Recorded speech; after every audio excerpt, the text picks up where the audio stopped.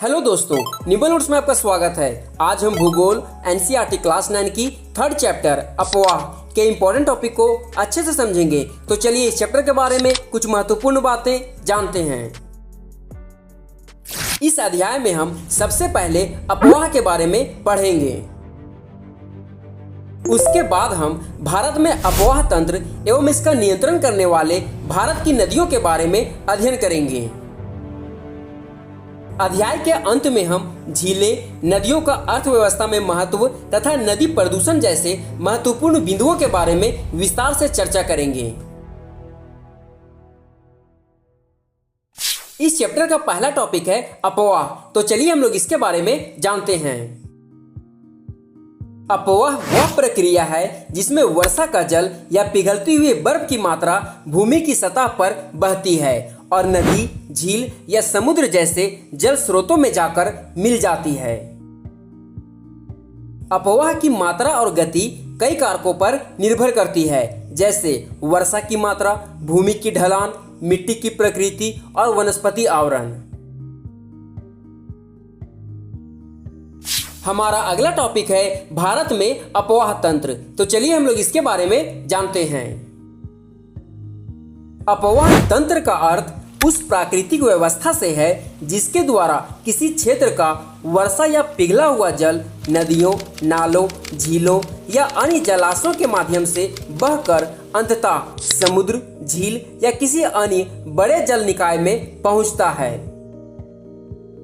भारत के अपवाह तंत्र का नियंत्रण मुख्यतः भौगोलिक आकृतियों के द्वारा होता है। इस आधार पर भारतीय नदियों को दो मुख्य वर्गों में विभाजित किया गया है। पहला हिमालय की नदियां तथा दूसरा प्रायद्वीपीय नदियां। हमारा अगला टॉपिक है हिमालय की नदियां। तो चलिए हम लोग इसके बारे में जानते हैं। हिमालय की अधिकतर नदियां 12 नदियां होती हैं। इनमें वर्ष भर पानी रहता है क्योंकि इन्हें वर्षा के अतिरिक्त ऊंचे पर्वतों से पिघलने वाले हिम द्वारा भी जल प्राप्त होता है। सिंधु, गंगा तथा ब्रह्मपुत्र हिमालय से निकलने वाली प्रमुख नदियां हैं। सिंधु नदी तंत्र। सिंधु नदी का उद्गम मानसरोवर झील के निकट तिब्बत में है। पश्चिम की ओर बहती हुई यह नदी भारत में लद्दाख से प्रवेश करती है। इस क्षेत्र में बहुत सी सहायक नदियां जैसे जास्कर, नुब्रा, श्योक तथा हुंजा इस नदी में मिलती है। सिंधु नदी बलूचिस्तान तथा गिलगित से बहते हुए अटक में पर्वतीय क्षेत्र से बाहर निकलती है। सतलुज, व्यास, रावी, चेनाब तथा झेलम आपस में मिलकर पाकिस्तान में मिठानकोट के पास सिंधु नदी में मिल जाती है। इसके बाद यह नदी दक्षिण की तरफ बहती है तथा अंत में कराची से पूर्व की ओर अरब सागर में मिल जाती है। सिंधु द्रोणी का 1/3 से कुछ अधिक भाग भारत के जम्मू कश्मीर, लद्दाख, हिमाचल तथा पंजाब में तथा शेष भाग पाकिस्तान में स्थित है। 2900 किलोमीटर लंबी सिंधु नदी विश्व की लंबी नदियों में से एक है। गंगा नदी तंत्र। गंगा की मुख्य धारा भगीरथी, गंगोत्री, हिमानी से निकलती है तथा अलकनंदा उत्तराखंड के देवप्रयाग में मिलती है। हरिद्वार के पास गंगा पर्वतीय भाग को छोड़कर मैदानी भाग में प्रवेश करती है। हिमालय से निकलने वाली बहुत सी नदियां आकर गंगा में मिलती है। इनमें से प्रमुख नदियां यमुना, घाघर, गंडक तथा कोसी है। गंगा की लंबाई 2500 किलोमीटर से भी अधिक है।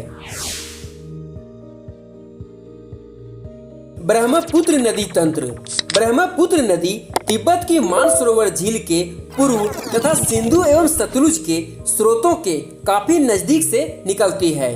इसकी लंबाई सिंधु से कुछ अधिक है, परंतु इसका अधिकतर मार्ग भारत से बाहर स्थित है। यह हिमालय के समांतर पूर्व की ओर बहती है। हमारा अगला टॉपिक है प्रायद्वीपीय नदियां। तो चलिए हम लोग इसके बारे में जानते हैं। अधिकतर प्रायद्वीप नदियां मौसमी होती है क्योंकि इनका प्रवाह वर्षा पर निर्भर करता है। शुष्क मौसम में बड़ी नदियों का जल भी घटकर छोटी छोटी धाराओं में बहने लगता है। नर्मदा, तापी, गोदावरी, महानदी, कृष्णा तथा कावेरी प्रमुख प्रायद्वीप नदियां हैं। हमारा अगला टॉपिक है झीलें। तो चलिए हम लोग इसके बारे में जानते हैं। पृथ्वी की सतह के गर्त वाले भागों में जहां जल जमा हो जाता है उसे झील कहते हैं। भारत में भी बहुत सी झीलें हैं। ये एक दूसरे से आकार तथा अन्य लक्षणों में भिन्न हैं। अधिकतर झीलें स्थानीय होती है तथा कुछ में केवल वर्षा ऋतु में ही पानी होता है। झीलें मानव के लिए अत्यधिक लाभदायक होती है।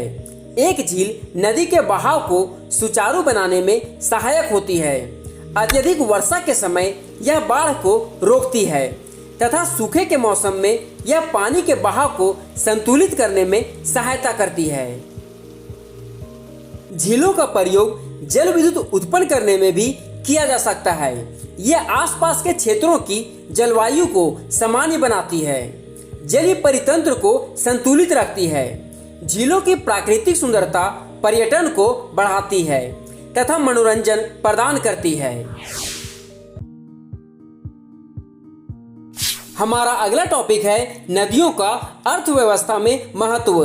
तो चलिए हम लोग इसके बारे में जानते हैं।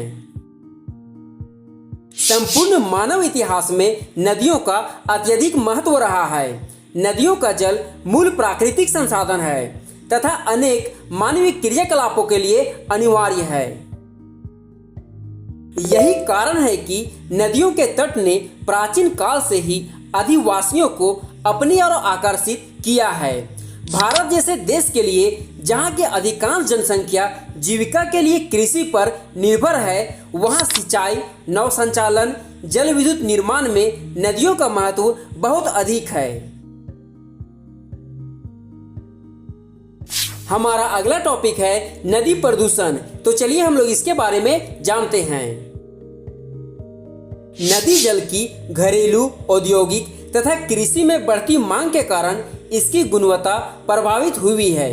इसके परिणाम स्वरूप नदियों से अधिक जल की निकासी होती है तथा इसका आयतन घटता जाता है।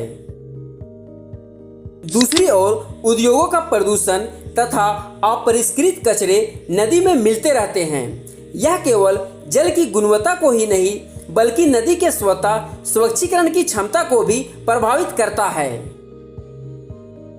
उदाहरण के लिए गंगा का जल लगभग 20 किलोमीटर क्षेत्र में फैले बड़े शहरों की गंदगी को तनु करके समाहित कर सकता है, लेकिन लगातार बढ़ते हुए औद्योगिकरण एवं शहरीकरण के कारण ऐसा संभव नहीं हो पाता तथा अनेक नदियों में प्रदूषण का स्तर बढ़ता जा रहा है। नदियों में बढ़ते प्रदूषण के कारण इनको स्वच्छ बनाने के लिए अनेक कार्य योजनाएं लागू की गई है। ओके दोस्तों, इस चैप्टर के इम्पोर्टेंट टॉपिक को आप एक बार फिर से देख लें ताकि आपको पता चले कि आपने इस चैप्टर में कौन कौन से टॉपिक को समझा है।